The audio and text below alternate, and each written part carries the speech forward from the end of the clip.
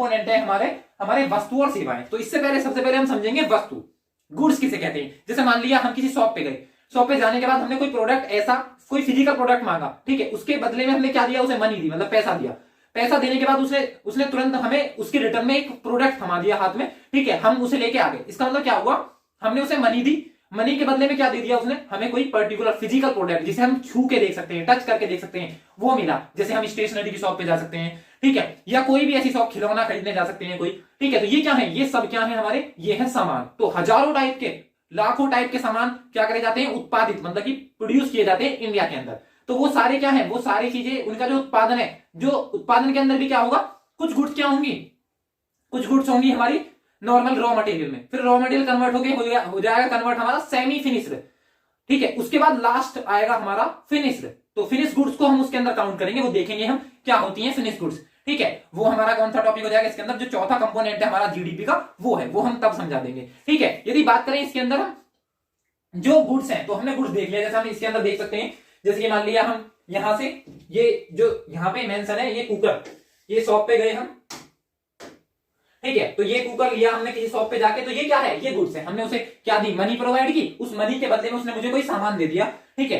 तो वो क्या हुआ, ये भी हमारी क्या है, गुड्स है। मान लिया हम एक कपड़े की दुकान पे गए, क्लॉथ की दुकान पे गए, तो उसने हमें क्लॉथ दी, मान लिया वहां जाके हमने 400 रुपए पे किए उसे शर्ट के लिए, एक शर्ट के लिए, एक पर्टिकुलर पैंट के लिए, ठीक है। तो हमने उसे 400 रुपए पे किए, उसके बदले में रिटर्न में उसने हमें क्या दे दिया, हमें शर्ट दे दी, एक पैंट दे दी, हम उसे लेके घर आ गए, ठीक है। इसका मतलब क्या है, वो भी क्या थी हमारी, क्योंकि हमने फिजिकली उसे टच किया, फिजिकली हमने उससे ले लिया, ठीक है। इसका मतलब क्या थी, वो भी थी हमारी गुड्स, मतलब कि क्या थी हमारी वस्तु, ठीक है। बात करें ये खिलौने, ठीक है, तो ये खिलौने भी हम किसी, यदि कोई भी शॉप है उससे जाके परचेज करते हैं, तो इसके बदले में हम उनसे पैसा देंगे और एक्सचेंज कर लेंगे, ठीक है। तो क्या आ जाएगा, ये भी हमारा सामान है, ठीक है। मान लिया ये चश्मा हो गया, ठीक है, जैसे कि हमने बताया कोट हो गया, पैंट हो गई, शर्ट हो गई, ये सब क्या है, ये सब फिजिकल चीजें हैं। इसका मतलब ये किसके अंदर आएंगी, हमारी गुड्स। और डिफरेंट डिफरेंट जैसे कुछ चीजें मेंशन की है यहाँ पे हमने, जैसे मान लिया ये फ्रिज है, कोई बुक लेनी है, मान लिया रिच डैड पुअर डैड, ये बुक लेने गए हम पढ़ने के लिए, ठीक है, बहुत पसंद है हमें, ठीक है। तो अब जाके हमने उसे क्या दिया, मान लिया वो 400 रुपए की बुक है, हमने उसे 400 रुपए दिए, उसके बदले में उसने हमें बुक दे दी। इसका मतलब ये कोई फिजिकल चीज है, इसका मतलब ये भी क्या होगी, ये भी हमारी क्या होगी, वस्तु, ठीक है। अब बात करें, फोन हो गया हमारा, लैपटॉप हो गया, ये फ्री माइक हो गई, ठीक है, ठीक है, टैप रिकॉर्डर हो गए, ये हो गए, ये मान लिया ये गैस का चूल्हा है, ये भी क्या है, ये भी एक फिजिकल गुड्स है, ठीक है। बात करें हमारी वॉच हो गई, ठीक है, ये बैग हो गया, फ्लावर हो गए, ये सब क्या है, हम इसके बदले में क्या दे रहे हैं, उस सामने वाले को पैसा देंगे, मनी देंगे। अब मनी के बदले में हमें ये प्रोडक्ट मिल जाएगा फिजिकली, हमने उसे पैसा दिया एक हाथ में, दूसरे हाथ में हम उससे उस प्रोडक्ट को लेके हम अपने घर आ जाएंगे। इसका मतलब क्या हुआ, ये सब क्या है, ये हमारे सब किसके अंदर काउंट होंगे, ये सब हमारे सामान के अंदर काउंट होंगे। सारी चीजें जितनी भी हम फिजिकली टच करके देख सकते हैं, रिटर्न में हमें पैसा देने के बाद कोई ना कोई सामान दे रहे हैं वो, ठीक है, सर्विस प्रोवाइड नहीं कर रहे, तो सारी चीजें क्या है, वो हमारे गुड्स हैं, वस्तुएं हैं, ठीक है। तो अब आई थिंक वस्तु क्लियर हो गया होगा, मतलब कि अब आते हैं हम सेवा, मतलब कि सर्विसेज पे, ठीक है। तो यदि बात करें हम सर्विसेज की, तो सेवाओं की बात करें तो मतलब कि सर्विस का मतलब वो, जैसे कि मैं आपको सर्विस प्रोवाइड कर रहा हूं, ठीक है। मान लिया यदि कोई भी टीचर है, मान लिया वो पेड कोर्स में या फ्री कोर्स में आपको पढ़ा रहा है, मतलब कि क्या कर रहा है, वो आपकी नॉलेज इनहेंस कर रहा है, मतलब कि क्या कर रहा है, वैल्यू एडिड कर रहा है आपके अंदर। ऐसा तो है नहीं कि जो चीजें उसने समझाई वो फिजिकली, मतलब आपने उसे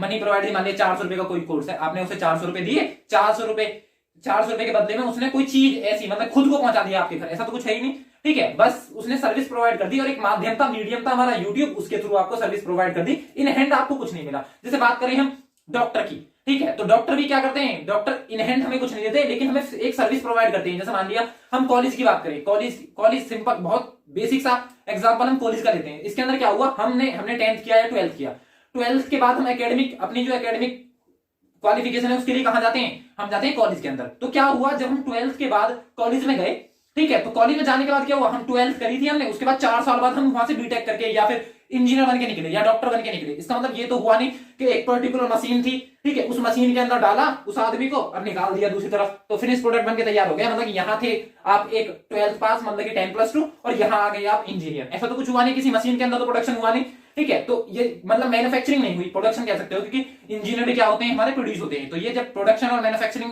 का डिफरेंस क्रिएट करेंगे, डिफरेंस बताएंगे, तब ये क्लियर हो जाएगा कि विनिर्माण क्या होता है, हमारा उत्पादन क्या होता है, ठीक है। तो क्या हुआ, वहां इंजीनियर, जैसे इलेक्ट्रिसिटी प्रोड्यूस होती है, इंजीनियर में प्रोड्यूस होते हैं, लेकिन जितने भी सामान है हमारे, वो क्या होते हैं, वो मैन्युफैक्चर होते हैं, ठीक है।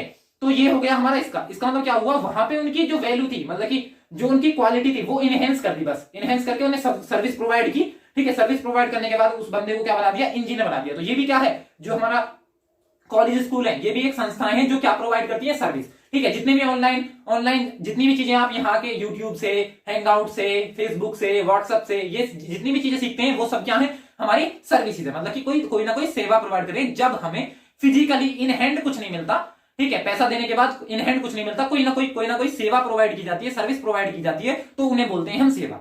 सिंपल भाषा में यदि बात करें कुछ एग्जांपल्स की, तो जैसा कि हमने बताया, बात करें ये मतलब यदि हम फ्रीलांसिंग में डिजिटल मार्केटिंग का कोर्स करना चाहते हैं, यूट्यूब मार्केटिंग का, फेसबुक मार्केटिंग का कोर्स करना चाहते हैं, या सीओ सर्च इंजन ऑप्टिमाइजेशन का कोर्स करना चाहते हैं, ईसीसीएस वाले अच्छे तरीके से जानते होंगे। ठीक है, तो ट्रेंडिंग ये क्या है, ये बहुत सारी जॉब्स हैं, ट्रेंडिंग जॉब्स हैं। जैसे बात करें हम घर बैठे घर से वर्क फ्रॉम होम कर सकते हैं। ठीक है, तो ये क्या है, ये फ्रीलांसिंग का कॉन्सेप्ट है। तो फ्रीलांसिंग जॉब कर सकते हैं हम इसी फील्ड में, डिजिटल मार्केटिंग के फील्ड में। तो ये सब चीजें क्या हुई, ये सब चीजें हम घर से कर रहे हैं। ठीक है, घर से कर रहे हैं तो क्या प्रोवाइड कर रहे हैं, सेवा। इसके बदले में हमें क्या मिलेगी, मनी। लेकिन है ये सारी की सारी चीजें इकोनॉमिक, मतलब कि आर्थिक, जिसमें हमें रिटर्न में कुछ ना कुछ मनी मिल रही है। ठीक है, बात करें उसके बाद डॉक्टर, तो डॉक्टर को बताया मैंने किस क्या प्रोवाइड करते हैं, सेवा प्रोवाइड करते हैं, मतलब कि ये भी क्या प्रोवाइड करते हैं, सर्विस।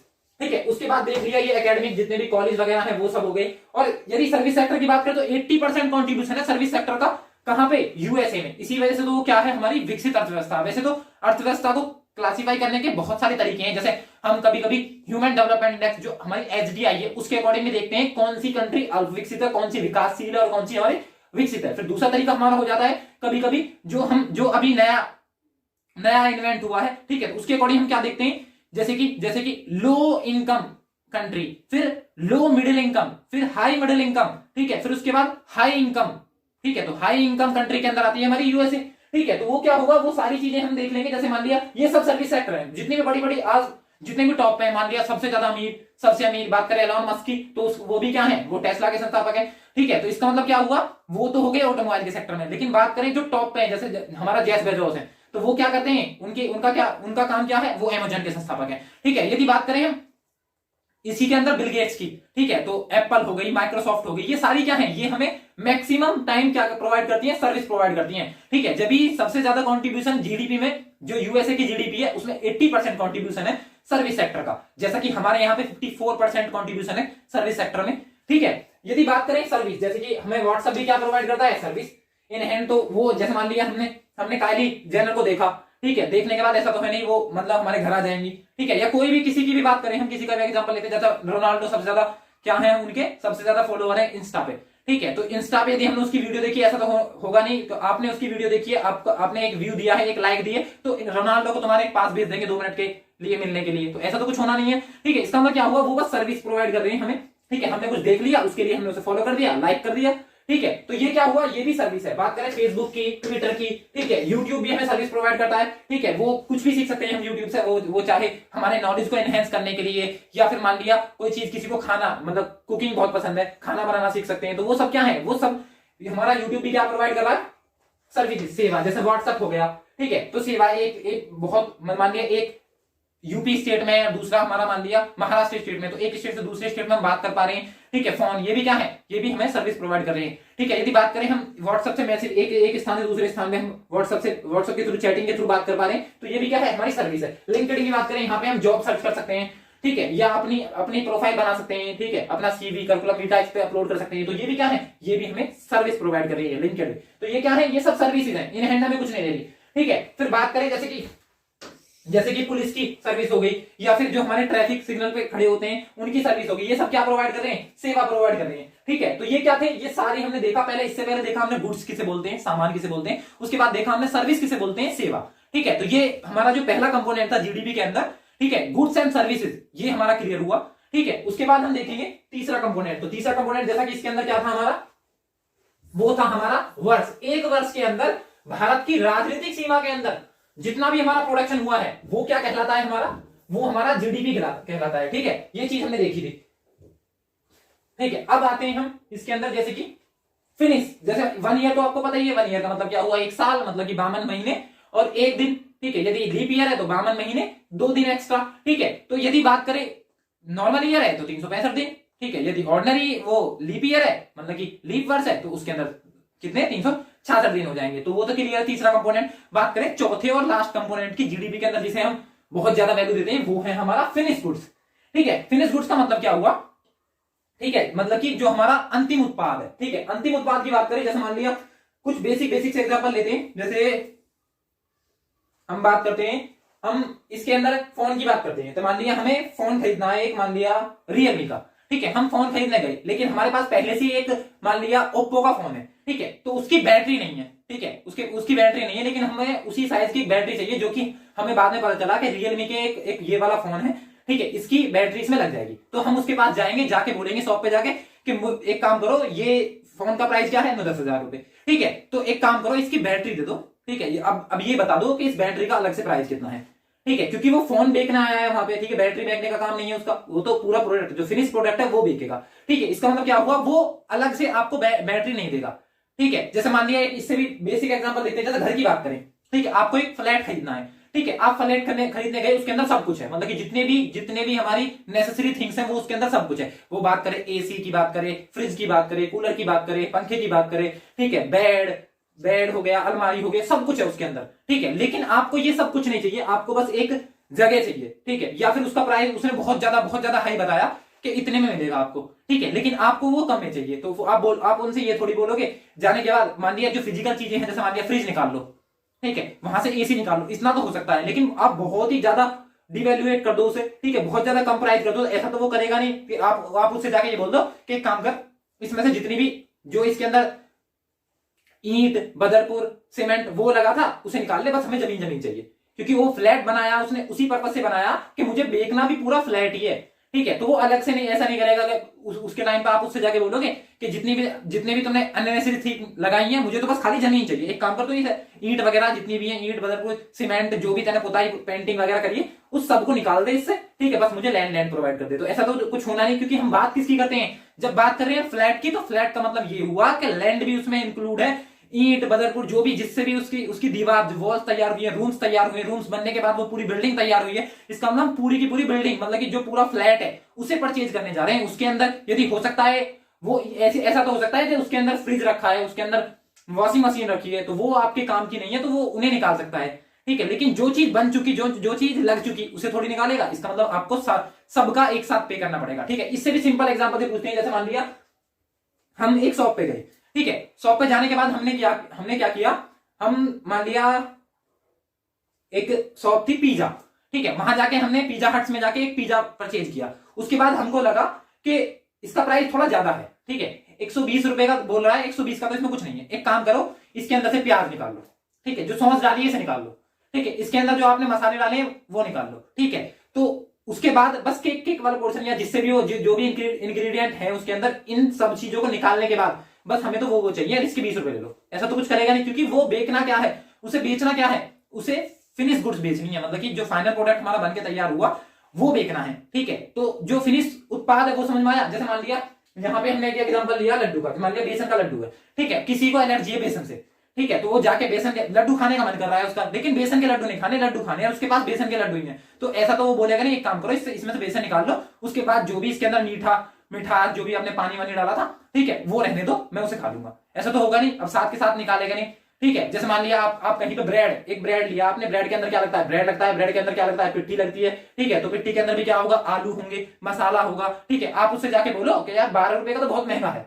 ठीक है, एक काम कर, तू बस इसके अंदर की जो पिट्ठी है उसे छोड़ दे, बाकी का जितना भी तूने बेसन लगाया है और जो हमारा ब्रेड यूज किया है उसे अपने पास रख ले।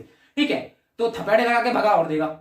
ठीक है, तो बोल क्या रहा है, ठीक है, ऐसा पॉसिबल है। हम फिनिश गुड्स बेचते हैं, मतलब कि उसका मकसद क्या है। यदि मान लिया वहां पे ब्रेड ना होके समोसा भी होता, समोसे के केस में भी तो यही होगा, उसने मैदा से बनाया होगा बाहर वाला पोर्शन, उसके अंदर जो इंग्रेडिएंट है आलू या मसाले से बन के अंदर भरे हुए हैं। ठीक है, वो पूरा प्रोडक्ट ही बन के तैयार हुआ है, 10 रुपए 12 रुपए में जितने में वो बेच रहा है, वो पूरा जो अंतिम उत्पाद है उसे बेचना चाहता है। तो इसका मतलब अंतिम उत्पाद वाला कॉन्सेप्ट क्लियर है ना, मतलब कि फिनिश प्रोडक्ट। जैसे इससे भी सिंपल एक एग्जांपल लेते हैं, जैसे मान लिया हमें एक परचेज करना है लैपटॉप, तो लैपटॉप के अंदर क्या होगा, लैपटॉप के अंदर ऑपरेटिंग सिस्टम भी होगा, सिस्टम सॉफ्टवेयर भी होगा।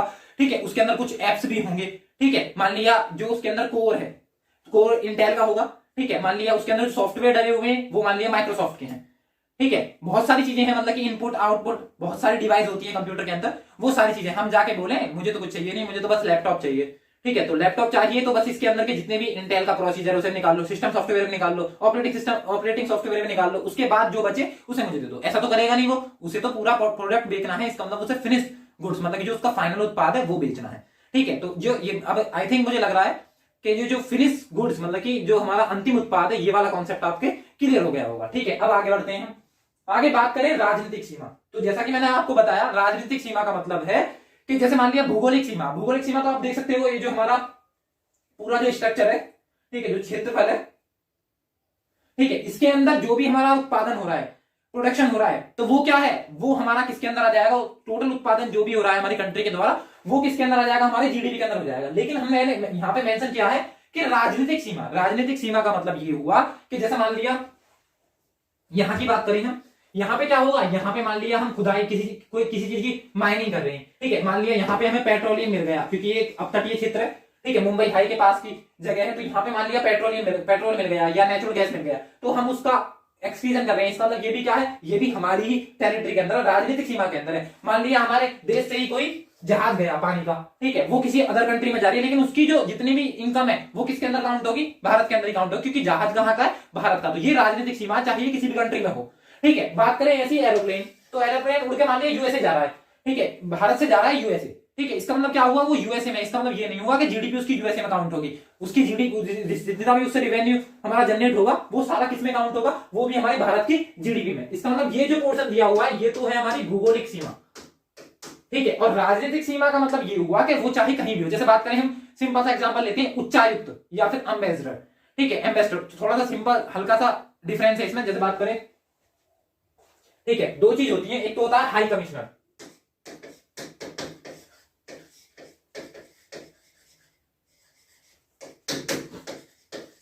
हाई कमिश्नर, एक होता है एम्बेसडर।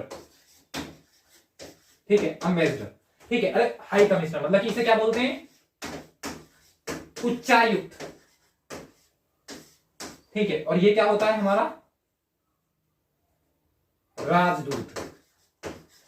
ठीक है, इसके बारे में सिंपल चीज देखते हैं। तो क्या हुआ, इन हाई कमिश्नर क्या है, उच्चायुक्त क्या है, और हमारा राजदूत क्या है, इनमें बहुत मायना सा डिफरेंस है। यदि बात करें जितनी भी कॉमनवेल्थ कंट्री है, मतलब कॉमनवेल्थ का मतलब क्या हुआ, वो कभी ना कभी डायरेक्ट या इनडायरेक्ट वे में किसके अधीन रही हो, ब्रिटिश के अधीन। मतलब कि इस चीज को हम मतलब ये थोड़ा नेगेटिव वे में ले जाते हैं हम कि क्या है ये हमारी गुलामी की निशानी है, ऐसा कुछ नहीं है। ठीक है, ये चीज हम कभी अस्वीकार तो कर ही नहीं सकते कि हम कभी किसके, ब्रिटेन के अधीन रहे थे।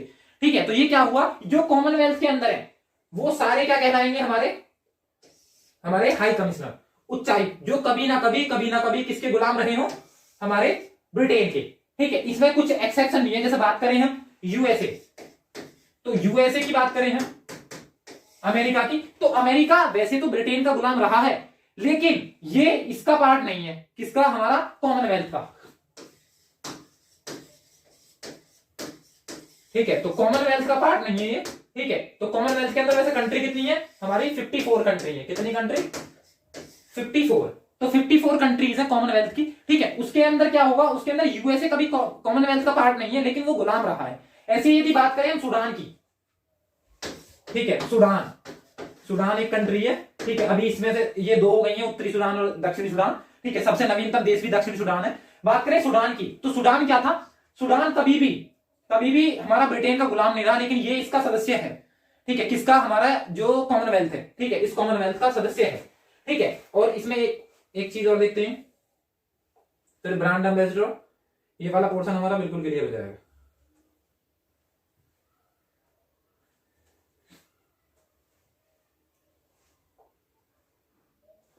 ठीक है, यदि इसके अंदर हम बात करें,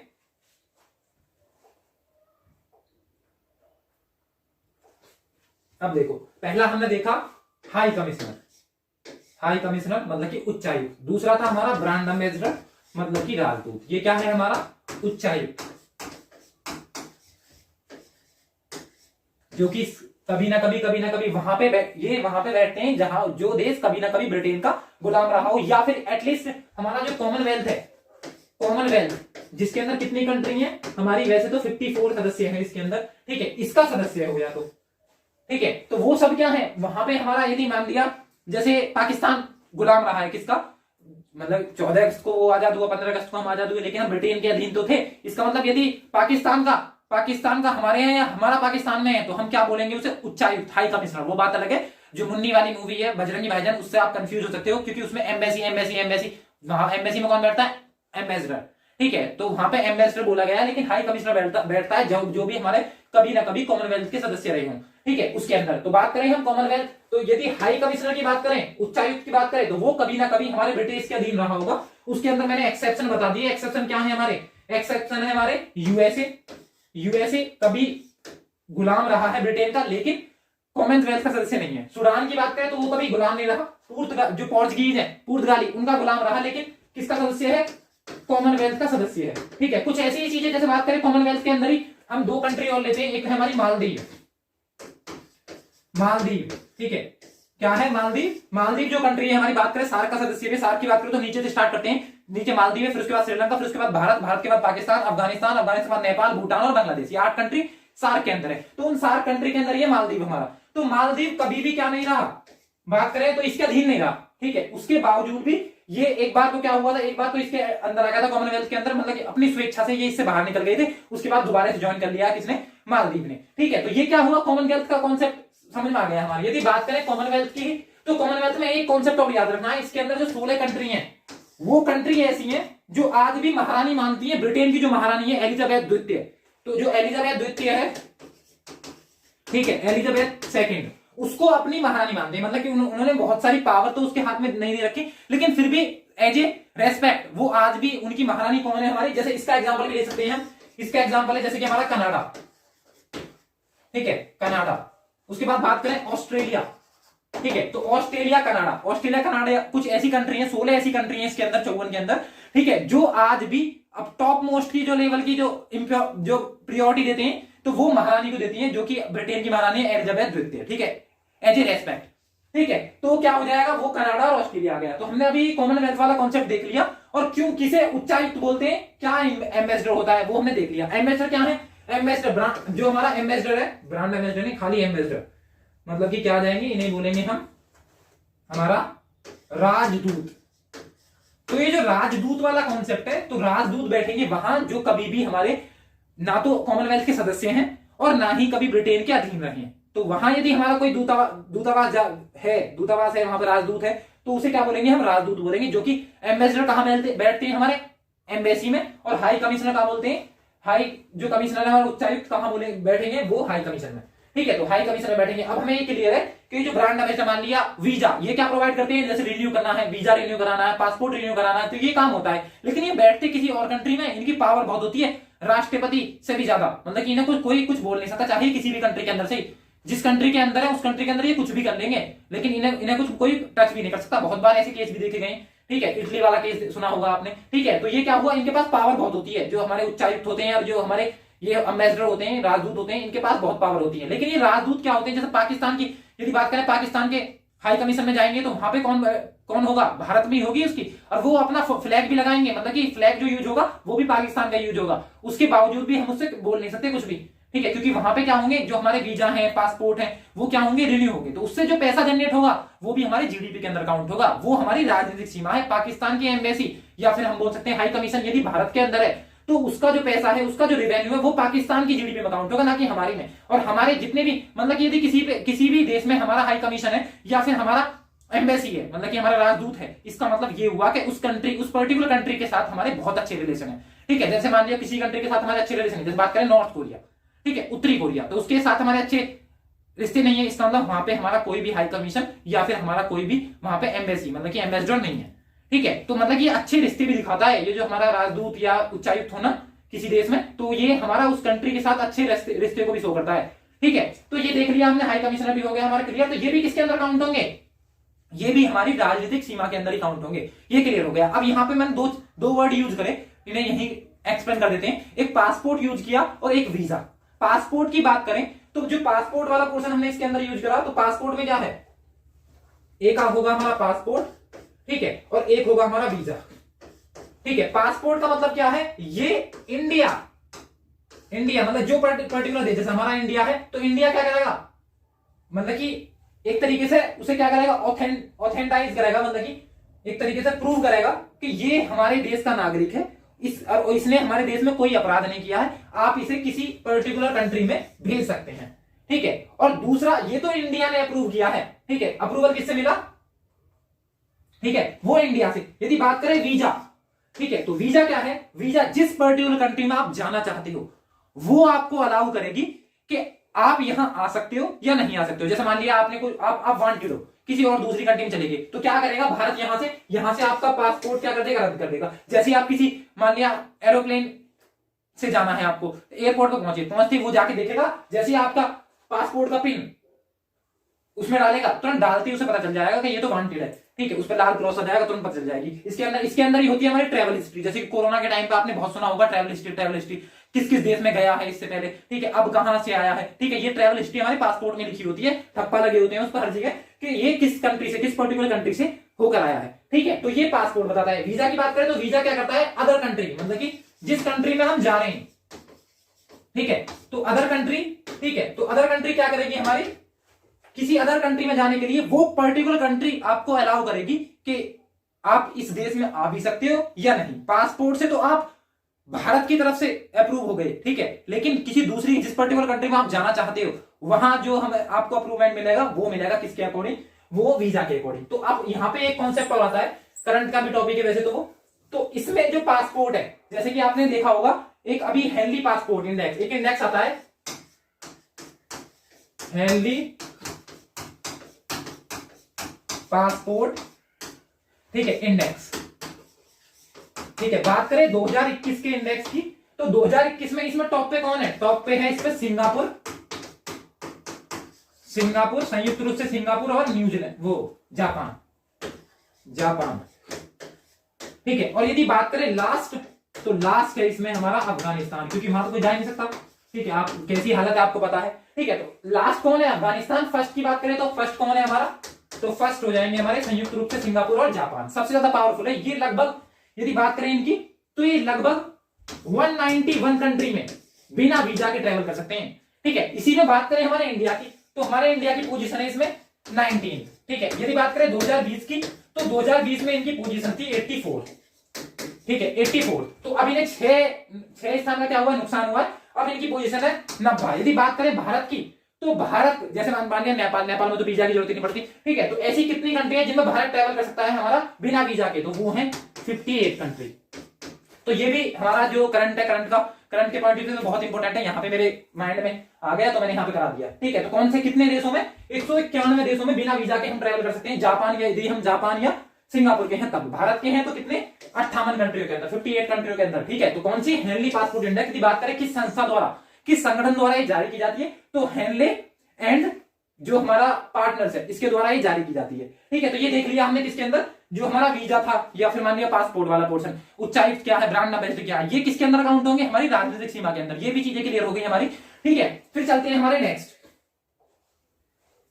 ठीक है। तो अब हमने देख लिया भारत की राजनीतिक सीमा क्या है, ठीक है। तो वो ये जो चारों कंपोनेंट थे हमारे जीडीपी के, वो काउंट हो गए, ठीक है। उसके बाद हमारा जो उत्पादन प्रोडक्शन बोल रहा हूं मैं बहुत देर से, तो वो प्रोडक्शन क्या है, मैं एक बार उसे और समझाना चाहता हूं, ठीक है। तो इसमें क्या होगा, यदि हम प्रोडक्शन की बात करें, ठीक है, मान लिया ये मेरा क्या है, ये यहां पे प्रोसेसिंग हो रही है, मान लिया मशीन है, ठीक है। तो यहां यदि मैन्युफैक्चरिंग हो रही है, उत्पादन हो रहा है, तो मैं यहां से क्या प्रोवाइड करूंगा इसे, ये है हमारा इनपुट, ठीक है। और ये कन्वर्ट किसमें कर देगा, आउटपुट, ठीक है। अब ये इनपुट में यदि हमने मान लिया, इनपुट में हमने कोई कच्चा माल दिया, रॉ मटेरियल, क्या लिया हमने, रॉ मटेरियल, ठीक है, हमारा कच्चा माल है यहाँ पे, और हमने क्या कर दिया, कन्वर्ट बाद में इसे फिनिश या फिर सेमी फिनिश गुड्स, मतलब कि फिनिश गुड्स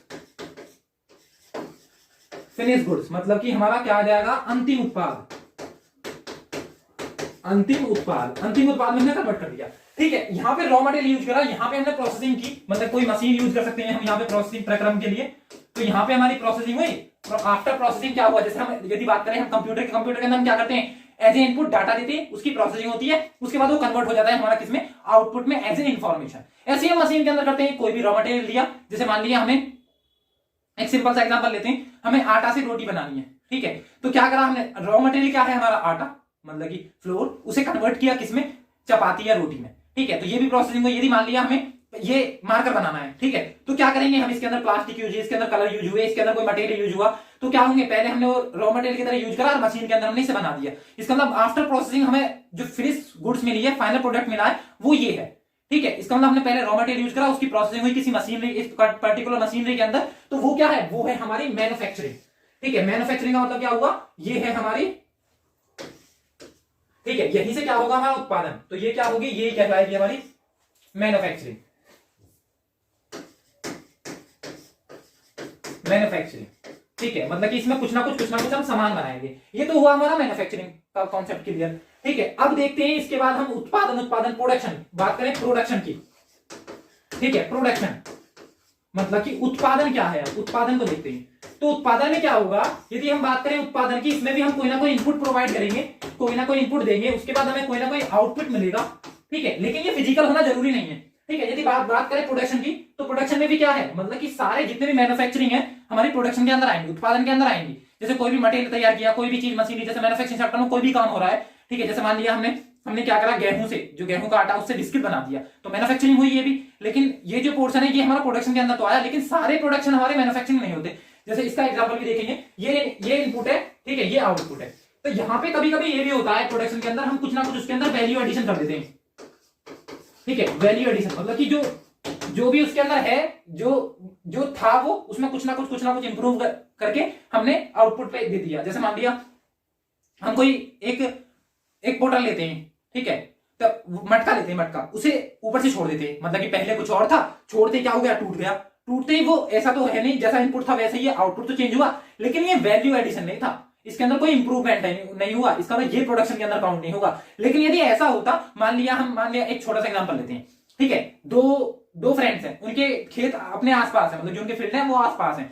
तो एक क्या हुआ, एक ने अपने एक बाल्टी भरी मिट्टी की, और वो अपने फ्रेंड के पास गया, जाके बोलता है उससे कि एक काम कर, इस बाल्टी मिट्टी की भरी इस बाल्टी को ले ले, ठीक है, और मुझे 10 रुपए दे दे, ठीक है। तो हो सकता है वो उसे कान के नीचे मिला के दे कि इसे लेकर तेज जा, यहां से दिख भी मत जाइए, क्योंकि ये मिट्टी तो मेरे पास भी है। लेकिन फिर क्या हुआ, 2 दिन बाद वो फिर से जाता है, फिर से जाने के बाद वो अब क्या करता है, उसका क्या बनाता है, मटका बना देता है। मटका बनाने के बाद जाके बोलता है कि मुझे 10 रुपए चाहिए, अब ये ले ले तू। अब तो तब तो वो एक बार सोचेगा कि ये तो काम की चीज है, ठीक है, तो मैं दे दूं, ठीक है। लेकिन तब मट्टी नहीं देता वो, क्योंकि उसमें कोई वैल्यू एडिशन नहीं हुआ, ठीक है। तो वैल्यू एडिशन करने के बाद आपने कुछ दिया, तो इसका मतलब ये था प्रोडक्शन, ठीक है। अब यदि बात करें सिंपल प्रोडक्शन, तो ये जो मैंने बार बार बोला कि सारे मैन्युफैक्चरिंग प्रोडक्शन के अंदर नहीं आती, मतलब सारे मैन्युफैक्चरिंग तो प्रोडक्शन होगा, लेकिन सब प्रोडक्शन मैन्युफैक्चरिंग नहीं होते। जैसे बात करें हम, अभी मैंने थोड़ी देर पहले एग्जांपल दिया था इंजीनियर्स का, ठीक है, और इलेक्ट्रिसिटी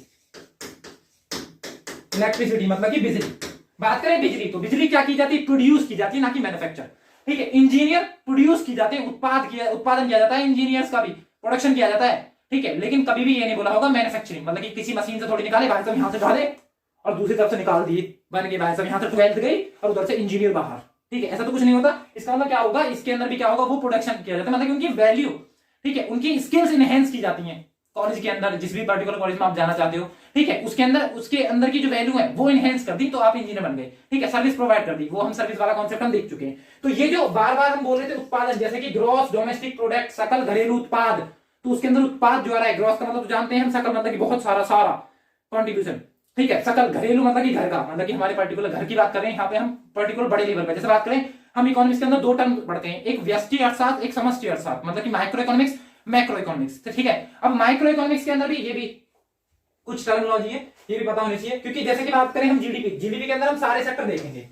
यदि बात करें जीडीपी, तो जीडीपी के अंदर किस किस सेक्टर की काउंट करेंगे हम प्राइमरी सेक्टर मतलब कि प्राथमिक क्षेत्र, फिर सेकेंडरी सेक्टर मतलब कि द्वितीय क्षेत्र, उसके बाद टर्सरी सेक्टर मतलब कि तृतीय क्षेत्र। तो ये प्राथमिक क्षेत्र मतलब कृषि सेक्टर, ठीक है, कृषि क्षेत्र। उसके बाद सेकेंडरी सेक्टर मतलब कि विनिर्माण क्षेत्र, मतलब कि मैन्युफैक्चरिंग सेक्टर।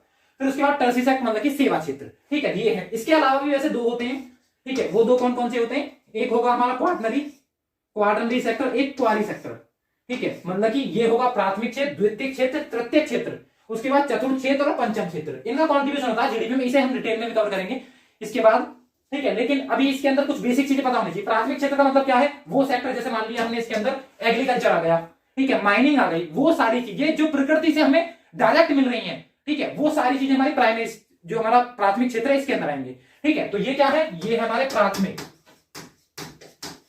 प्राथमिक क्षेत्र। ये क्या आ जाएगा, ये आ जाएगा द्वितीय क्षेत्र। ठीक है, ये क्या आ जाएगा, ये आ जाएगा हमारा तृतीय क्षेत्र। ठीक है, और यदि इसकी बात करें तो ये आ जाएगा हमारा चतुर्थ क्षेत्र, और ये आ जाएगा हमारा पंचम क्षेत्र। पंचम क्षेत्र। तो ये पांचों सेक्टर क्या होंगे, इन्वॉल्व होंगे इसके अंदर। ठीक है, तो ये जो इतने बड़े लेवल पर हम जीडीपी को देख रहे हैं, तो जीडीपी हमारा जो, यदि बात करें जीडीपी, तो जीडीपी बहुत बड़े टर्मिनोलॉजी है, मतलब कि इसमें क्या कर रहे हैं हम, बड़े लेवल पर देख रहे हैं इन चीजों को। तो यदि बड़े लेवल पर देख रहे हैं तो उसे बोलते हैं, दो टाइप की इकोनॉमी होती है हमारी। ठीक है, वो हम जब बेसिक कवर करेंगे जब हो जाएगा। ठीक है, लेकिन कुछ चीजें जिनका यहाँ पे यूज होगा वो देख लेते हैं। इकोनॉमी, तो इकोनॉमी क्या होगी, एक तो या तो होगी माइक्रो इकोनॉमी, या फिर होगी हमारी मैक्रो इकोनॉमी। मतलब या तो होगी हमारी व्यष्टि अर्थशास्त्र, या फिर होगी हमारी समष्टि अर्थशास्त्र। इसका मतलब क्या हुआ, माइक्रो इकोनॉमिक्स की बात करें, जैसे मान एक एग्जांपल लेते हैं यहाँ पे बेसिक सा। हमें एक शॉप पे जाना है, हम 4 फ्रेंड्स हैं। ठीक है, चारों फ्रेंड्स जाके वहां पे मान लिया समोसे खाने खाते हैं, लेकिन मेरी जेब में क्या है, मेरी जेब में 40 रुपए है, और मुझे पता है कि एक समोसा 10 रुपए का आता है, मतलब कि जो एज यूजुअल प्राइस है उसका वो क्या है, वो हमारा 10 रुपए है। तो मैं गया, लेकिन मेरे माइंड में कुछ ना कुछ सस्पेंस बना रहेगा। तो हो सकता है यार महंगाई हो गई हो, आज से 2 महीने पहले मैं इस शॉप पे आया था, हो सकता है 12 रुपए का हो गया हो। ठीक है, महंगा हो गया हो, तो मैं एक बार पूछूंगा उससे जाके कि भाई ये बता कि एक समोसे का प्राइस क्या है। यदि 10 रुपए का तो मैं वहां बैठूंगा ना, पतली गली से निकल जाऊंगा, क्योंकि मुझे पता है कि यहाँ पे क्या है, यहाँ पे उसका प्राइस ज्यादा है, और जितना मेरे पास मनी है उससे काम हो नहीं पाएगा। ठीक है, क्योंकि यहाँ पे क्या देखा, हम माइक्रो लेवल पर, हम इंडिविजुअल लेवल पर देख रहे हैं, व्यक्तिगत रूप से देख रहे हैं उसे। तो हम किसकी बात करेंगे, इंडिविजुअल लेवल पर बात कर रहे हैं, तो हम हमेशा बात करेंगे माइक्रो के अंदर, बात करेंगे हम इंडिविजुअल लेवल पे। और वो भी किसकी बात करेंगे, हम बात करेंगे प्राइस की, पैसे की। ठीक है, तो किसकी बात करेंगे, प्राइस की। लेकिन जब हम व्यष्टि पे आ जाएंगे तो यहां बात करेंगे हम इनकम की। जब बड़े लेवल पर कोई बात सोचेंगे तो यहां बात करेंगे ना इनकम की। ठीक है, इंडिविजुअल नहीं हो जाएगा, यहां पे हो जाएगा एग्रीगेटेड, मतलब कि सबकी संपूर्ण की। जैसे बात करें एम्प्लॉयमेंट हो गया, जीडीपी हो गया, ये सब की बजट हो गया, हमारा इकोनॉमिक सर्वे हो गया, ये कंट्री के लेवल पे सोचा जा रहा है। तो ये क्या हो जाएगा, ये हो जाएगा मैक्रो इकोनॉमिक्स के अंदर। और माइक्रो इकोनॉमिक्स के अंदर बात करें तो छोटे लेवल पे, जैसे इंडिविजुअल लेवल पे एक पर्टिकुलर फैमिली की बात करें, उसके उत्पादन की बात कर रहे हैं, तो माइक्रो लेवल पे मतलब कि व्यष्टि, ये आ जाएगा हमारा समष्टि। तो यहाँ पे जैसे मैंने अभी एग्जांपल दिया, उसके अंदर हम किस पे डिपेंड है, हम प्राइस, हमारे पॉकेट के अंदर कितनी मनी है उसके अकॉर्डिंग सोच रहे हैं, तो माइक्रो। लेकिन यदि बात करें, हमें मान लिया कोई बड़े लेवल पे सोचना है, तो उसमें क्या होगा, उसमें हम पहले मान लिया बहुत बड़ा घर हमें परचेज करना है, ठीक है, खरीदना है, तो क्या होगा, उसके केस में हम सोचेंगे हमारी इनकम कितनी है, कितने साल बाद में इसकी ईएमआई पूरी की पूरी, जितनी भी ईएमआई बनी है इसकी, वो सारी क्या कर दूंगा, प्रोवाइड कर दूंगा उन्हें, जितना भी हमने लिया है। ठीक है, सारी चीजें, सारी जो किस्तें वो चुकता कर दूंगा, वो सोचूंगा। तो इसका मतलब मैं बड़े लेवल पे कहां सोचूंगा, किसकी बात करेंगे, इनकम की। यदि कंट्री लेवल पे बात करेंगे तो नेशनल इनकम की बात करेंगे। ठीक है, जिसे हम बोलते हैं एनएनपी, मतलब कि नेट नेशनल प्रोडक्ट, वो हम आगे देखेंगे। ठीक है, तो उसकी बात करेंगे। तो ये सिंपल चीजें हैं वैसे तो, लेकिन इनका यूज बहुत है। ठीक है, इसके अकॉर्डिंग भारत की जो हमारी जो इकोनॉमी है वो भी डिफाइन होती है। ठीक है, वो चीजें हम इसमें कवर करेंगे। ठीक है, अब आते हैं हम वहीं जहां पे थे। ठीक है, हमने देख लिया राजनीतिक सीमा भी, तो जीडीपी के अंदर हम एंटर करना शुरू कर दिया।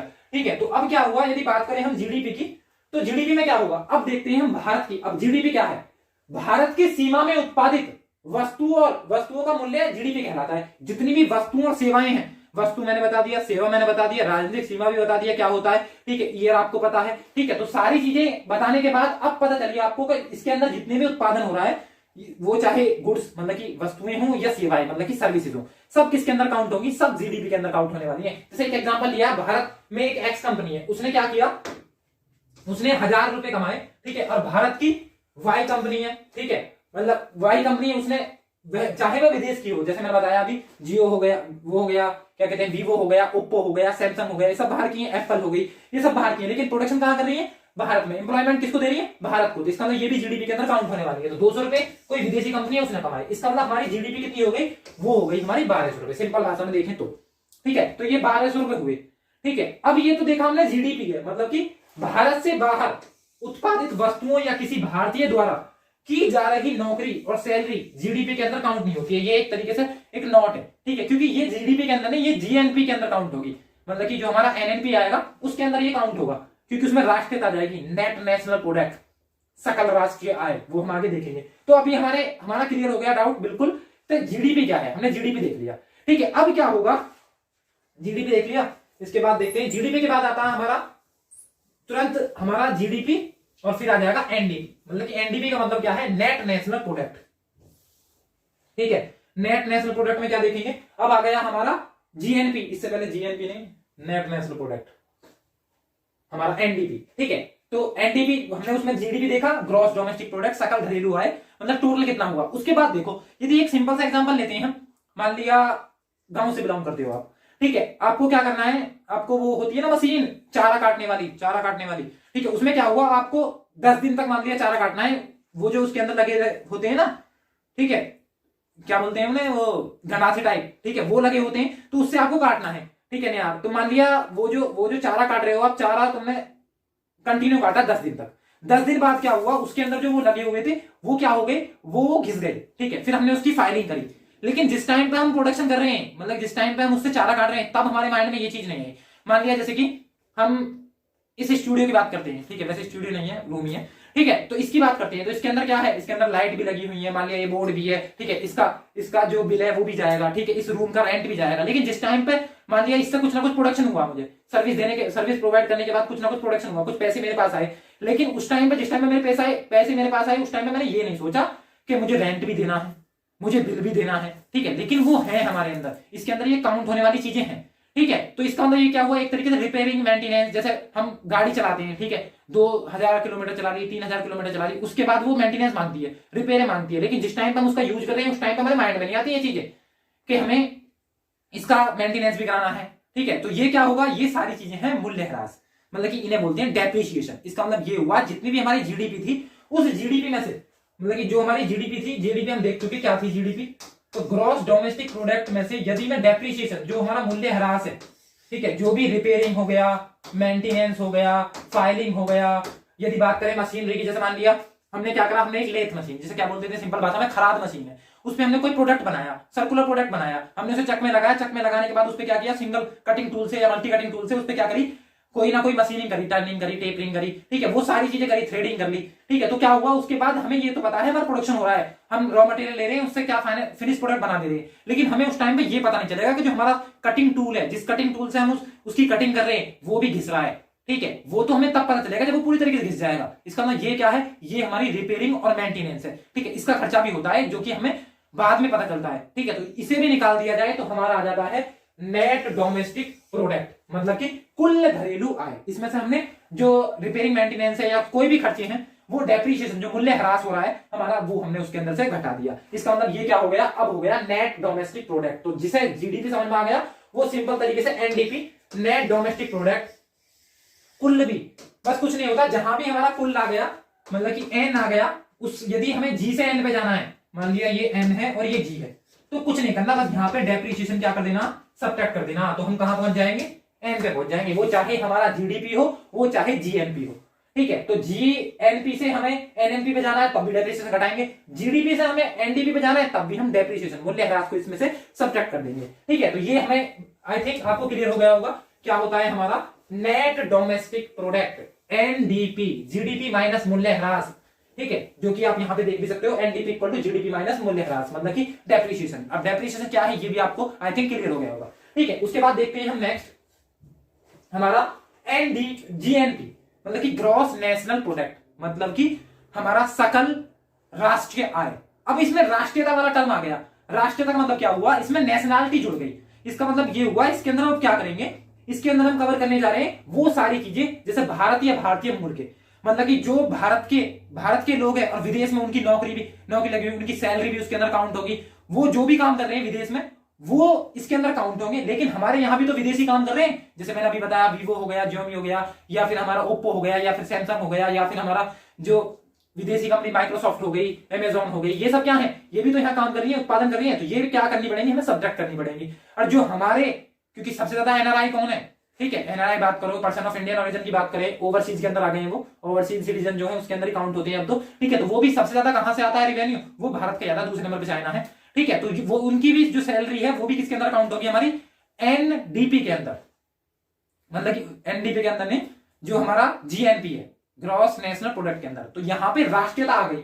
ठीक है, तो इसमें क्या होगा, जो हमने इसके अंदर देखा है, तो वो क्या होगा, अब बात करें इसकी, तो इसमें क्या होगा, जीएनपी मतलब कि ग्रॉस नेशनल प्रोडक्ट, मतलब कि सकल राष्ट्रीय उत्पाद या सकल राष्ट्रीय आय, जो भी आप देखें, उसके अकॉर्डिंग, ठीक है। तो इसमें क्या होगा, भारत के बाहर उत्पादित वस्तुओं का मूल्य किसी के द्वारा वहां पर की गई नौकरी की सैलरी सब इसके अंदर काउंट होगा। ये मान लिया हमने ए है, ठीक है। उसके अंदर जब हमने भारत के सारे काउंट कर लिए, नेशनलिटी दिखा रहे हैं, हम राष्ट्रीयता दिखा रहे हैं कि राष्ट्र जो भारतीय मूल के हैं, भारत के हैं, और जो पैसा कहां भेज रहे हैं, इंडिया में भेज रहे हैं, उन सबको काउंट कर लो। इसका मतलब फिर उस टाइम पे हमें जो विदेशी हमारे देश में काम कर रहे हैं वो सब टैक्स भी तो करने पड़ेंगे। तो वही सेम चीज हमने यहाँ पे देखी है, विदेशी कंपनियों का भारत में उत्पादन का मूल्य बी है, ठीक है। तो ये क्या करना पड़ेगा हमें, यदि हमने ए ऐड किया अपने भारतीयों का जहां भी है वो किसी भी देश में है, उनका उत्पादन यदि मैंने ऐड किया है, तो जो विदेशी हमारे यहाँ काम करें वो सब्ट्रैक्ट भी तो करने पड़ेंगे। इसका मतलब ये हम सब्ट्रैक्ट कर लिया। इसका मतलब अब हमारा जीएनपी क्या हो गया, हमारा जीडीपी में से यदि मैंने जो हमारे भारत के हैं वो जोड़ लिए, विदेशी घटा दिए, तो हमारा क्या बन जाएगा, जीएनपी। मतलब कि GNP equal to GDP plus जो भारतीय है वो ऐड और जो विदेशी है वो सब्ट्रैक्ट, उनकी इनकम जो उनका उत्पादन है, उनका प्रोडक्शन है, वो हमने सब्ट्रैक्ट कर दिया। तो सिंपल भाषा में हमने देख लिया ग्रॉस नेशनल प्रोडक्ट, ठीक है। तो ये भी हो गया। अब सिंपल सी बात है, इससे आगे यदि बात करें हम इसमें एनएनपी की, तो एनएनपी क्या हो जाएगा, एनएनपी में कुछ नहीं करना, बस मूल्यह्रास जो भी डेप्रिसिएशन है वो घटा दो, तो वो हो जाएगा हमारा एनएनपी, ठीक है। जैसे कि हम देख सकते हैं यहाँ पे एनएनपी, नेट नेशनल प्रोडक्ट। तो हमारा जो भी अभी हमारा क्या आया था, हमारा आया था एनडीपी, नेट डोमेस्टिक प्रोडक्ट। उसमें से हमने क्या कर दिया, मूल्यह्रास, रिपेयरिंग, मेंटेनेंस, कूलिंग, कटिंग, सब कुछ जो भी है वो हमने इसमें घटा दिया, जो हमारे काम का नहीं है। उसके बाद जो बचा वो आ गया हमारा एनएनपी, ठीक है। तो ये क्या होगा, एनएनपी होगा। अब इसे देखो एक बार और सिंपल एग्जांपल से समझने की कोशिश करते हैं, जीडीपी, जीएनपी सबको, ठीक है। जैसे अब बिल्कुल सिंपल देखते हैं, एक फैमिली है, ये एक फैमिली है, ठीक है। मान लिया इसके अंदर एक तो मान लिया मदर और फादर, ठीक है। फिर नेक्स्ट जनरेशन क्या हुई, नेक्स्ट जनरेशन मान लिया इसके अंदर है हमारी, मान लिया दो भाई, मान लिया मैं, एक है हमारा मेगाबाइट, एक है हमारा गीगाबाइट, एक है टेराबाइट, ठीक है। ये तीन लड़के हैं इनके, ठीक है। अब क्या हुआ, अब इसमें क्या हुआ, इसमें जो टेराबाइट है ये सबसे बड़ा था, ठीक है। तो इसकी शादी हुई, ठीक है। और किससे हुई, मान लिया ये हुई हमारी निब्बल या बिट से, ठीक है। बिट नाम की एक लड़की है, उससे शादी हुई। इस बिट नाम की लड़की का भी एक भैया है, मतलब कि ब्रदर है, वो कौन है, मान लिया वो था निब्बल। निब्बल जैसे कि आप जानते हो कंप्यूटर की सबसे छोटी यूनिट क्या होती है, बिट। उसके बाद एक निब्बल में 4 बिट होते हैं, एक बाइट के अंदर कितने होते हैं, 8 बिट होती हैं, ठीक है। तो फिर उसके बाद क्या आ जाएगा, मेगाबाइट, किलोबाइट, जीबी बोलते हैं जिसे। उसके बाद मेगाबाइट मतलब कि एमबी, उसके बाद जीबी मतलब कि गीगाबाइट, उसके बाद टेराबाइट मतलब कि टीबी। सबसे बड़ी यूनिट है किसकी, कंप्यूटर की, ठीक है। तो वो नाम ले लिए हमने। अब क्या होगा इसके अंदर, ठीक है। अब सिंपल नाम भी ले सकते हो, राम, श्याम, घनश्याम, जो भी लेना है, ठीक है। तो क्या हुआ, इससे शादी हुई, ठीक है। तो अब क्या हुआ, ये निब्बल साथ आया। जैसे कि पहले वाली कंडीशन होती थी ना, मतलब कि यदि किसी से भी किसी भी लड़की से शादी हुई तो उसके साथ फ्री में आता था, एक साले साहब जरूर आते थे, ठीक है। तो ये साले साहब हैं, ये भी इनकी फैमिली में इंक्लूड हो गए हैं, ठीक है। ये यहाँ पे जॉब करते हैं, ठीक है, यहीं पे जॉब करते हैं, ठीक है। फिर क्या हुआ, कुछ दिन बाद क्या हुआ, ये बंदा जो जीबी था ये एनआरआई हो गया, ठीक है। मतलब कि दूसरे देश में जाके कमाने लगा, तो इसकी इनकम इन सबसे ज्यादा थी वैसे, ठीक है। तो ये क्या करेगा, ये क्योंकि एनआरआई है तो इसकी इनकम भी किसमें काउंट होगी, जीडीपी के अंदर काउंट होगी, ठीक है। यदि इसके अंदर हम जीडीपी की बात करूं तो ग्रॉस डोमेस्टिक प्रोडक्ट के अंदर ये बिट, यदि मान लिया ये डॉक्टर है, जिससे उसकी शादी हुई है वो डॉक्टर है, ठीक है। और जिससे शादी हुई थी वो इंजीनियर है, ठीक है। तो इस इंजीनियर की भी कोई कमाई है, इस डॉक्टर की जो जिससे शादी हुई है उसकी भी कुछ कमाई है, जो इसके साले साहब है उनकी भी कुछ ना कुछ जॉब लगी हुई है, तो उनकी भी कुछ ना कुछ इनकम है। जो ये नल्ला है हमारे टाइप, ठीक है, इसे कोई काम धंधा नहीं है, तो इसकी तो काउंट ही नहीं होगी, ठीक है। मान लिया अब ये जो मेल था, मतलब कि जो फादर थे, मदर थी, वो हाउस वाइफ है, तो इनकी भी कोई इनकम नहीं होगी। मान लिया फादर रिटायरमेंट में है, तो इनकी भी कोई इनकम नहीं है, ठीक है। तो इन दोनों की कोई इनकम नहीं है। उसके बाद जब हम यदि बात करें इस फैमिली की पूरी जीडीपी की, तो जीडीपी में अंदर ये भी काउंट होगा, ये भी काउंट होगी, ठीक है। इसके बाद ये भी काउंट होगा, और ये जो एनआरआई है, जो विदेश में रह रहा है, ये भी इसके अंदर काउंट होने वाला है। तब आएगी हमारी जीडीपी, मतलब कि जो कुल उत्पादन इस फैमिली के अंदर हो रहा है, टोटल जो रिवेन्यू जनरेट होकर आ रहा है, वो तो हमारी जीडीपी। फिर उसमें क्या करूंगा मैं, यदि इसके अंदर मान लिया इनके खाने पे, मान लिया कोई सा इनमें से बीमार हुआ, बीमार होने के बाद इनके इलाज में कुछ पैसे लग गए, उसके बाद जो बचा वो क्या हो जाएगा, मूल्यह्रास हुआ। ये मतलब कि यदि मैं ये चीज हमने भी देखी थी, मतलब कि यदि जीडीपी तो टोटल देख लिया, मतलब इस फैमिली की एक साल में जो इस फैमिली के अंदर रह रहे हैं उनका टोटल जो प्रोडक्शन हुआ वो जीडीपी है। यदि इसी में बात करूं मैं, इसके अंदर देखें एनडीपी, तो एनडीपी क्या हो जाएगा इस फैमिली का, इस फैमिली की एनडीपी हो जाएगी जीडीपी माइनस डेप्रीशिएशन, मतलब कि मूल्यह्रास, जो भी हमारे उनके इलाज वगैरह में जो भी पैसा लगा वो हो गया। उसके बाद बात करें हम जीएनपी, तो जीएनपी क्या हो जाएगा, जीएनपी का मतलब हो जाएगा जीडीपी प्लस वो जो एनआरआई था उसे तो जोड़ लो क्योंकि वो इसी फैमिली का है, माइनस जो साले साहब है निब्बल जी, तो वो जो साले साहब है उन्हें घटा दो, तो ये आ गई इनकी जीएनपी। अब इसमें से भी यदि मूल्यह्रास घटा दें तो ये आ जाएगा एनएनपी, मतलब कि जीडीपी वो एन जीएनपी माइनस डेप्रीशिएशन, तो ये क्या आ जाएगा, ये आ जाएगा हमारा एनएनपी। तो ये छोटे लेवल पे भी हमने समझ लिया क्या होता है, ठीक है। तो ये फैमिली के लेवल पे भी देख लिया हमने क्या होता है, जीडीपी, जीएनपी, एनएनपी, ठीक है। आई थिंक आपको समझ आया होगा, ठीक है। तो ये फैमिली के लेवल पे देख लिया कि जो एनआरआई है ये बाहर विदेश में काम कर रहा है, उसके बावजूद ये फैमिली में काउंट हो रहा है, जीडीपी का टाइम पे नहीं काउंट होगा। ये जब हमने जीडीपी काउंट करी तब इसे काउंट नहीं कर, मतलब इनका पैसा आ रहा है पूरा का पूरा, तो ये काउंट नहीं होगा, ठीक है। लेकिन यहाँ पे यदि कोई ये यहाँ पे है साले साहब, इनका काउंट होगा जीडीपी के अंदर, लेकिन ये एनआरआई काउंट नहीं होगा। लेकिन जब हम बात करेंगे जीएनपी की तब ये एनआरआई काउंट होंगे, लेकिन ये निब्बल निकल जाएगा क्योंकि ये पैसा साले साहब तो देंगे नहीं, जीजू जी को तो देंगे नहीं, वो तो अपने फैमिली को देंगे ना पैसे, तो इसका मतलब ये इसके अंदर काउंट नहीं होने वाले हैं, ठीक है। तो इसका मतलब ये भी सिंपल भाषा में भी आपने समझने की कोशिश की होगी जीडीपी, जीएनपी, एनएनपी, एनडीपी क्या है। अब इसमें भी क्या होगा, बहुत सारी चीजें हैं, जैसे रियल जीडीपी क्या है, ठीक है। रियल जीडीपी का मतलब क्या होगा, जैसे सिंपल सी भाषा में देखें तो एक क्या होगा जीडीपी, ठीक है, इसके अंदर क्या आ जाएगा, मान लिया रियल जीडीपी, फिर उसके बाद देखते हैं जीडीपी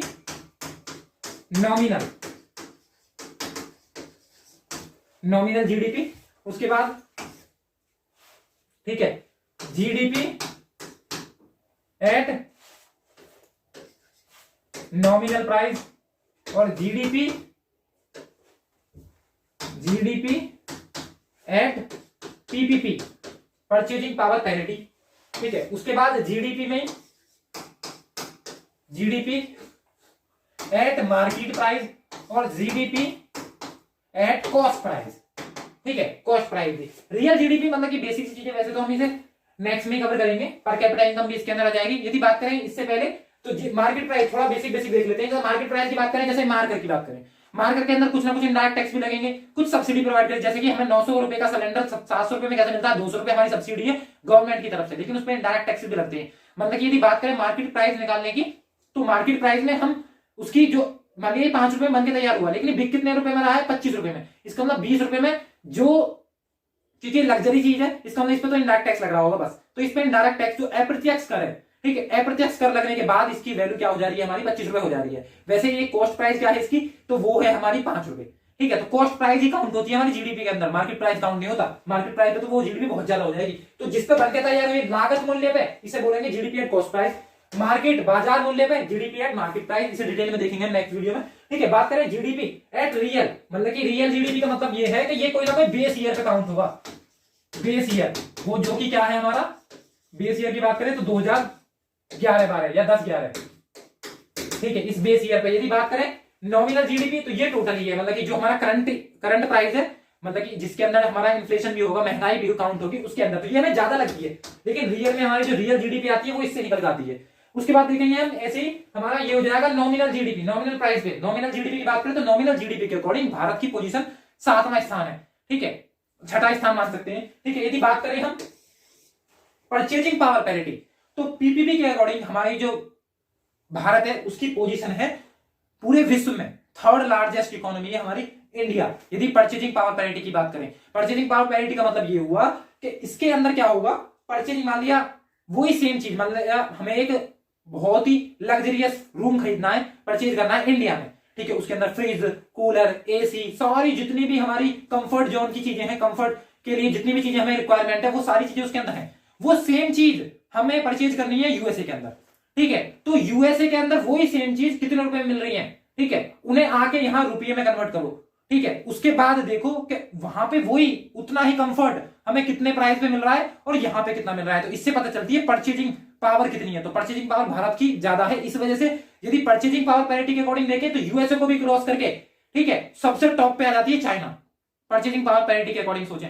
दूसरे नंबर पे यूएसए, तीसरे नंबर पे आती है भारत। लेकिन यदि बात करें हम नॉमिनल जीडीपी की, तो नॉमिनल जीडीपी के अकॉर्डिंग हमारा टॉप पे आती है जो यूएसए सबसे अमीर है, ठीक है, सुपर पावर है, तो आ जाएगा यूएसए। उसके बाद क्या आ जाएगी हमारी दूसरे नंबर पर आ जाएगी हमारी चाइना, फिर तीसरे नंबर पर जापान, चौथे नंबर पर जर्मनी है, पांचवें नंबर पर ब्रिटेन। ब्रिटेन से भी ऊपर आ गई थी, पांचवी फिफ्थ लार्जेस्ट इकोनॉमी हो गई थी भारत, लेकिन अब दोबारा से वहीं आ गई। लगभग यदि बात करें परचेजिंग पावर पैरिटी के अकॉर्डिंग तो लगभग 10 ट्रिलियन की इकोनॉमी हो जाती है भारत की। लेकिन यदि बात करें हमारी नॉमिनल जीडीपी के अकॉर्डिंग तो नॉमिनल के अकॉर्डिंग भारत आ जाता है 7वें स्थान पे, ठीक है, ठीक है, छठे या 7वें स्थान पे, ब्रिटेन के बाद आता है वैसे तो, ठीक है। तो ब्रिटेन के बाद हमारा छठा स्थान है, ठीक है। तो क्या आ जाएगी लगभग 3 ट्रिलियन, और वैसे देखें तो लगभग 9 ट्रिलियन। यदि बात करें वैसे तो लगभग 21 ट्रिलियन की इकोनॉमी के साथ नॉमिनल जीडीपी में टॉप करता है हमारा यूएसए, ठीक है। लेकिन यदि बात करें परचेजिंग पावर पैरिटी के अकॉर्डिंग, वो परचेजिंग पावर पैरिटी क्या होती है हम नेक्स्ट वीडियो में सब इस चीज को क्लियर कर देंगे, क्योंकि यदि अब इसी के अंदर कराया तो जो वीडियो है बहुत लंबा हो जाएगा, ठीक है।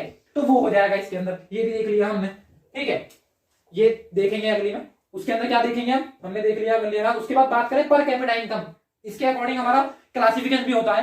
क्लासिफिकेशन मतलब क्या हुआ कि भारत की जीडीपी, भारत इस जीडीपी के अकॉर्डिंग या फिर जो परचेजिंग पावर पैरिटी है इसके अकॉर्डिंग कौन सी कंट्री हमारी विकसित है, कौन सी विकासशील है, ठीक है, कौन सी अल्प विकसित है, ये भी हमें पता चल जाता है। जैसे ह्यूमन डेवलपमेंट इंडेक्स के अकॉर्डिंग हमें पता चलता है कि कौन सी इकोनॉमी हमारी लो के अंदर आएगी, लो एसडीआई, फिर मीडियम, फिर हाई एसडीआई के अंदर, ठीक है। जैसे उससे पता चलता है हमें कौन सी कंट्री विकसित है मतलब कि डेवलप्ड है, कौन सी विकासशील है मतलब कि डेवलपिंग है, कौन सी अल्प विकसित है मतलब कि अंडर डेवलप्ड है, ठीक है। ऐसी हमारा दूसरा क्राइटेरिया क्या है, दूसरा क्राइटेरिया जैसा कि मैंने बताया, यदि किसी की 1065 डॉलर से यदि इनकम कम है तो वो आ जाएगा हमारा लो इनकम कंट्री। यदि 1000 से लेकर 4000 तक है तो वो आ जाएगा हमारा लो मिडिल इनकम। यदि 4000 से 12000 तक है डॉलर तक उसकी इनकम है, पर कैपिटा इनकम है, ठीक है, उस कंट्री की, तो क्या हो जाएगा, वो आ जाएगा हाई मिडिल इनकम कंट्री के अंदर। और जो हायर मिडिल, जो सबसे ज्यादा इनकम है जिनकी, तो वो हो जाएंगे हमारे, यदि बात करें 12000 डॉलर से ज्यादा जिनकी इनकम है। तो ये भी एक क्राइटेरिया हो गया। दूसरा सेक्टर वाइज भी देखते हैं। जैसे मान लिया पहले कुछ कंट्रियां ऐसी होती हैं, जैसे मान लिया अभी हमने सेक्टर कॉन्ट्रीब्यूशन देखा था इसमें, तो सेक्टर कॉन्ट्रीब्यूशन में क्या हुआ, 3 सेक्टर हमारे मेनली इंपोर्टेंट है। कौन कौन से, प्राइमरी सेक्टर मतलब कि प्राथमिक क्षेत्र, द्वितीय सेक्टर मतलब कि मैन्युफैक्चरिंग सेक्टर, और तृतीय क्षेत्र मतलब कि सर्विस सेक्टर। यदि बात करें प्राइमरी सेक्टर, सेकेंडरी सेक्टर, द्वितीय क्षेत्र और टर्सरी सेक्टर, तो क्या हुआ यदि बात करें प्राइमरी सेक्टर में, तो प्राइमरी सेक्टर में सबसे ज्यादा कंट्रीब्यूशन किसने किया है, जो आज भी प्राइमरी सेक्टर मतलब कि कृषि क्षेत्र पे उसकी जीडीपी में मैक्सिमम जो कंट्रीब्यूशन है वो प्राइमरी सेक्टर का ही है। इसका मतलब वो देश कैसे हैं हमारे, वो हैं हमारे अंडर डेवलप्ड मतलब कि अल्प विकसित। यदि जो अब ये तो विकास हो चुका, कृषि का विकास हो चुका, वो सेकेंडरी और टर्सरी सेक्टर पे अपना फोकस जमाए हुए हैं, हम उन्हें बोलेंगे डेवलप्ड कंट्री, डेवलपिंग कंट्री, ठीक है। तो ये है डेवलपिंग, ये अंडर डेवलप्ड। और यदि जिसका मेन फोकस, जैसे यूएसए की बात करें तो 80% कॉन्ट्रीब्यूशन है हमारा किसका, जीडीपी में, सर्विस सेक्टर का। तो वो कैसी है हमारी, वो है हमारी डेवलप्ड कंट्री, ठीक है। तो इसके according primary sector, secondary sector, tertiary sector, यदि बात करें 40 साल में चाइना हमसे इतना आगे क्यों निकल गया, तो इसके पीछे भी यही रीजन है कि सबसे पहले स्टार्टिंग में इंसान किस पे करता है, सबसे पहले जैसे समाजवादी जो सोशलिस्ट इकोनॉमी है, फिर उसके बाद आएगी हमारी मिक्स इकोनॉमी, फिर कैपिटलिस्ट इकोनॉमी, ये होता है।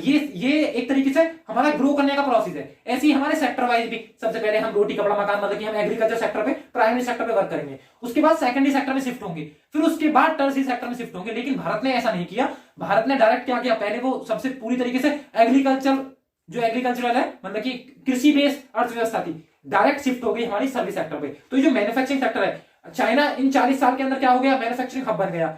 इसी वजह से उसकी जो इकोनॉमी है इतनी फास्ट बूस्ट हुई है, ठीक है, बहुत ही फास्ट ग्रो की है इकोनॉमी, इसी वजह से क्योंकि उसने सारे प्रोसीजर फॉलो किए हैं। पहले कृषि क्षेत्र पे काम किया, फिर मैन्युफैक्चरिंग सेक्टर मतलब द्वितीय क्षेत्र पे काम किया, फिर तृतीय क्षेत्र पे काम किया, ठीक है, फिर चतुर्थ, फिर पंचम, इस तरीके से उसने पूरा जैसे जैसे प्रोसीजर होता है स्टेप बाय स्टेप वो फॉलो किया है। इस वजह से 40 साल में ही हम इतने पीछे हो गए कि उसकी आज 14 ट्रिलियन इकोनॉमी है और हमारी 3 ट्रिलियन, ठीक है। तो ये चीजें भी हम किसके अंदर देखेंगे, जो हमारा इसका नेक्स्ट पार्ट आएगा उसके अंदर। बात करें पर कैपिटा इनकम प्रति व्यक्ति आए, तो प्रति व्यक्ति आए बहुत ही अच्छा हमारा इंडिकेटर है, जिससे हमें पता चलती है कौन सी कंट्री क्या है, विकसित है, अल्प विकसित है या विकासशील है। या फिर बात करते हैं लो इनकम है, लो मिडिल इनकम है, हाई मिडिल इनकम है, या फिर हाई इनकम कंट्री है, ये भी पता चलता है। जैसे बात करें इस पर कैपिटा इनकम का यूज हमारा ह्यूमन डेवलपमेंट इंडेक्स HDI जो करता है हमारा, किसके द्वारा जारी की जाती है, UNDP, united nation development programme द्वारा जारी की जाती है, जिसमें भारत की अब रैंक कितनी है, 131, ठीक है। तो इससे भी पता चलता है हमारा, इसके अंदर सारे काउंट होते हैं। 3 चीजें इसके अंदर देखते हैं हम। एक तो हमारी प्रति व्यक्ति आय, दूसरा जीवन प्रत्याशा, हम कितने जी रहे हैं, जैसे बात करें भारत की तो अब पहले 67 साल थी, अब 69 साल हो गई है। जीवन प्रत्याशा मतलब कि लाइफ एक्सपेक्टेंसी। ठीक, उसके बाद यदि बात करें नेक्स्ट, तो तीसरा पार्ट आ जाएगा इसी के अंदर, हमारा तीसरा होता है इसके अंदर health and education. Health and education क्या होती है, मतलब कि हमने एसडीआई के अंदर कितने कंपोनेंट होते हैं, पहला हेल्थ एंड एजुकेशन, दूसरा लाइफ एक्सपेक्टेंसी, ठीक है, जीवन प्रत्याशा गुणांक कितना जी रहा है कोई भी किसी भी कंट्री का इंसान। उसके बाद तीसरा कंपोनेंट क्या आ जाएगा हमारा health and education, life expectancy, तीसरा पर कैपिटा इनकम जो कि यहाँ पे मेंशन है, प्रति व्यक्ति आय। इन तीनों से पता चलता है, इन सबके लिए 0.33 0.33 0.33 मतलब टोटल 1 मार्क्स में से हमारी जो स्कोर दिया जाता है, जिसमें भारत का लगभग अभी 0.64 चल रहा है, किसके अंदर आता है, लो मिडिल इनकम के अंदर आता है। और ये किसके अंदर, मिडिल, जो हमारा जो मिडिल का मतलब क्या हुआ, मिडिल एसडीआई इंडेक्स के अंदर, मतलब कि उसके अंदर जो बीच में लाई करते हैं एक तरीके से, ठीक है। तो क्या होगा, एसडीआई इंडेक्स के अंदर भी ये, ठीक है, एक तरीके से मध्यम वर्ग की कंट्री है, ठीक है। तो ये सारी चीजें भी हम उसके अंदर कवर कर लेंगे, ठीक है। तो ये था इस वीडियो के बारे में पूरा, ठीक है, ठीक है। आई थिंक आपको पसंद आया होगा, ठीक है। तो इसके नेक्स्ट वीडियो में हम वो सारी चीजें, जो चीजें हमने इसके अंदर मेंशन की हैं, वो सारी चीजें हम इसके अंदर कवर करेंगे। जैसे कि हमने ये वाला पोर्शन देखा है, ठीक है, ये सारी चीजें, मतलब कि GDP at market price, cost price क्या है, रियल क्या है, नॉमिनल जीडीपी क्या है, पीपीपी क्या है, एनपी क्या, एनपी नॉमिनल जीडीपी क्या है, इसके अकॉर्डिंग भारत की क्या पोजीशन है, विश्व में टॉप पे कौन है, ठीक है। ये सारी चीजें भी उसके अंदर कवर करेंगे। पर कैपिटा इनकम क्या है, जो मैंने इंडेक्स वगैरह बताए, ये सारी चीजें हम नेक्स्ट वीडियो में कवर करेंगे, ठीक है। थैंक यू फॉर वॉचिंग, मिलते हैं नेक्स्ट वीडियो में।